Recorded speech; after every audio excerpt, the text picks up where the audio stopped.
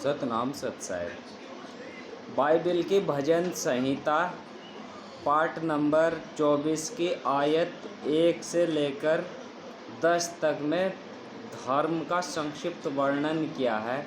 यानी इस पूरी बाइबिल का जो आत्मा है वह इसी पाठ में है। महिमा में राजा का वर्णन। तो क्या कहा है, यानी धर्म की संक्षिप्त परिभाषा या हम उस मालिक को या परमेश्वर को कैसे प्राप्त कर सकते हैं उसका पूरा वर्णन इस पाठ में किया गया है। भजन संहिता का पाठ नंबर 24 आयत नंबर 1 में देखिए क्या कहा।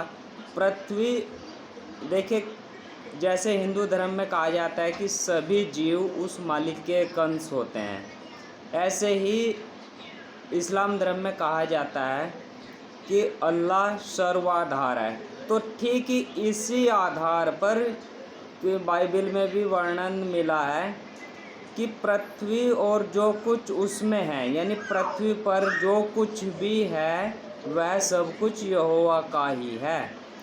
जगत अर्थात ब्रह्मांड और उसमें निवास करने वाला भी उस मालिक का ही है, यहोवा परमेश्वर का ही है। अर्थात यहाँ भी वही वर्णन मिलता है कि जो कुछ भी यहाँ पर है वह सभी उस मालिक का एक अंश है और उसका आधार भी वही मालिक है, क्योंकि उसी ने उसकी नींव समुद्रों के ऊपर दृढ़ करके रखी हुई है, यानी और महानदों के ऊपर स्थित किया है। यहोवा के पर्वत पर कौन चढ़ सकता है, यानी उस मालिक के जैसा कौन हो सकता है, या उसके दर्शन कौन कर सकता है, या उसको कौन खोज सकता है। इसका वर्णन इस पाठ में किया गया है और बहुत ही संक्षिप्त वर्णन है। यह पाठ इस पूरी बाइबिल की आत्मा है। देखिए क्या कहा है, यहोवा के पर्वत पर कौन चढ़ सकता है और उसके पवित्र स्थान में कौन खड़ा हो सकता है। यानी कहीं ना कहीं उस मालिक का निवास स्थान है और वह बहुत ही पवित्र स्थान है। तो हम उसको कैसे देख सकते हैं, या साधारण मनुष्य या एक विशेष मनुष्य उसको कैसे खोजता है, और वह साधारण व संसारिक मनुष्य उसको कैसे नहीं खोज सकता है। क्या डिफरेंस होता है साधारण मनुष्य में और विशेष मनुष्य में जो उसको खोज लेता है। तो वही वर्णन यहाँ किया गया है।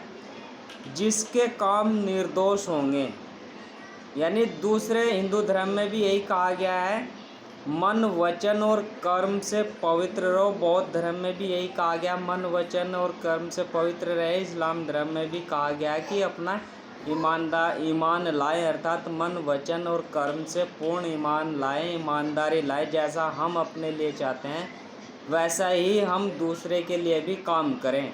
अपने द्वारा, शरीर के द्वारा हमारे काम ऐसे होने चाहिए, तभी हम सच्चे ईमान वाले होंगे। और तो क्या कहा, जिसके काम निर्दोष होंगे, यानी कोई दोष नहीं होगा, जिसके प्रत्येक कर्म निर्दोष होंगे और शुद्ध हृदय क्या होगा, शुद्ध है। अर्थात वचन का जो आधार है, बोलने का जो आधार होता है वह हृदय से होता है। तो क्या कहा, जिसके वचन शुद्ध होंगे, पवित्र होंगे, जिसके अपने मन को व्यर्थ की बातों की ओर नहीं लगाया, यानी जिसने अपने मन को व्यर्थ की बातों में नहीं लगाया, अर्थात जिसका मन भी पवित्र होगा। हमारे जो कर्म बनते हैं वह 3 तरीके से हमारे कर्म बनते हैं, मन वचन और कर्म। इन्हीं कर्मों का बंधन हमें पुनर्जन्म में ढकेलता है। तो यहाँ पर साफ तौर पर कहा गया है कि हमें मन वचन और कर्म से जो है पवित्र रहना है, निर्दोष रहना है, शुद्ध हृदय वाले वचन बोलने हैं, प्रेम सहित वाणी को हम आनी चाहिए हमारे हृदय से। तो और न कपट से शपथ खाई है, यानी कपटपूर्ण तरीके से हमने परमेश्वर के प्रति शपथ या कसम नहीं खाई है। तो यहाँ क्या है, मन वचन और कर्म यही धर्म का आधार है। वह यहोवा की ओर से आशीष पाएगा, यानी जो ऐसा व्यक्ति होगा जिसके मन वचन और कर्म पवित्र और शुद्ध कर्म होंगे, तो वही कौन होगा, वही जो है यहोवा परमेश्वर से आशीष पाएगा, यानी वो दया का पात्र होगा, उस पर उस मालिक की पूर्ण दया होगी और अपने उद्धार करने वाले परमेश्वर की ओर से धर्मी ठहरेगा। जिसके मन, वचन और कर्म से जो कर्म होंगे, तीनों रूप से जो भी कर्म बनते हैं वह पवित्र होंगे, निष्काम भाव से होंगे, पूर्ण संपूर्ण समर्पित भाव से होंगे, तो वो क्या होगा? वही धर्मी है, वही व्यक्ति परमेश्वर की नज़रों में धर्मी है। तो धर्म का आधार क्या है बाइबल के अनुसार? जिसके मन, वचन और कर्म पवित्र हों, शुद्ध हों, निर्मल हों, जिसने उस मालिक को समर्पित कर दिया हो अपने आप को, तो वही कौन होगा? वही धर्मी है। यानी धर्म की साधारण सी परिभाषा है, मन, वचन और कर्म से शुद्ध व पवित्र रहें, निष्काम भाव से रहें, वही व्यक्ति धर्मी है मालिक की नज़रों में। संसारिक की नज़रों में आपको भले कोई कुछ भी कहता रहे, लेकिन यदि आप मन, वचन और कर्म से शुद्ध हैं, पवित्र हैं, उस मालिक को समर्पित करते हुए सभी मन, वचन, कर्म के द्वारा जितने भी कर्म बनते हैं, तो तब आप उस मालिक की नज़रों में धर्मी ठहरोगे। और ऐसे ही लोग उसके खोजी हैं। देखिए, यानी आजकल कुछ लोग कहते हैं कि ईश्वर नहीं है, अल्लाह नहीं है, परमेश्वर नहीं है, वह हमें दिखाई नहीं देता।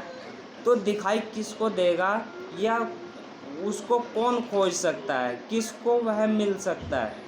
जिसके मन, वचन और कर्म, तीनों रूप से कर्म जो भी बनते हैं वह पवित्र होंगे, निष्काम भाव से होंगे, तो वह व्यक्ति उस मालिक का खोजी होगा, वह उसको खोज सकता है, उस परमेश्वर अल्लाह ईश्वर को खोज सकता है। वे तेरे दर्शन के खोजी याकूब वंशी हैं, यानी याकूब के जो वंशी थे वह उस मालिक को खोजी थे, यानी वह ध्यान योग के द्वारा उस मालिक को अपने में ही खोज लिया था, और उनके मन, वचन और कर्म से जितने भी कर्म थे वह शुद्ध थे।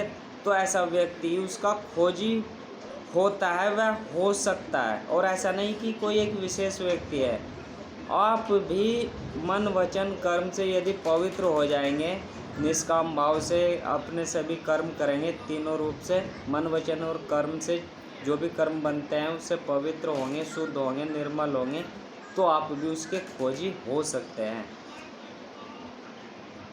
तो क्या कहा फिर आगे? वह प्रतापी राजा कौन है? हे फाटको, अपने सिर ऊंचे करो, यानी उस मालिक को अपने ही शरीर के अंदर ध्यान योग के द्वारा जब हम उसके दर्शन करते हैं, तो जो हमारी त्रिकुटी होती है आगे चक्र में, यह खुल जाती है, फाटक जो है खुल जाते हैं। तो क्या कहा? हे फाटको, अपने सिर ऊंचे करो, यानी तुम खुल जाओ, जो भी तुम्हारे कर्म बने हैं मन, वचन, कर्म से, वह जब शुद्ध हो गए तो वह अपने आप ही उस मालिक की नज़रों में ऊंचा हो जाएंगे। हे सनातन के द्वारों, तुम भी खुल जाओ, यानी जब हमारे मन, वचन और कर्म से पूर्ण निष्काम भाव से सभी कर्म रहेंगे, तो जो है ये जो त्रिकुटी है, जब हम ध्यान योग करते हैं तो यह त्रिकुटी अपने आप खुल जाती है, क्योंकि प्रतापी राजा प्रवेश करने वाला है।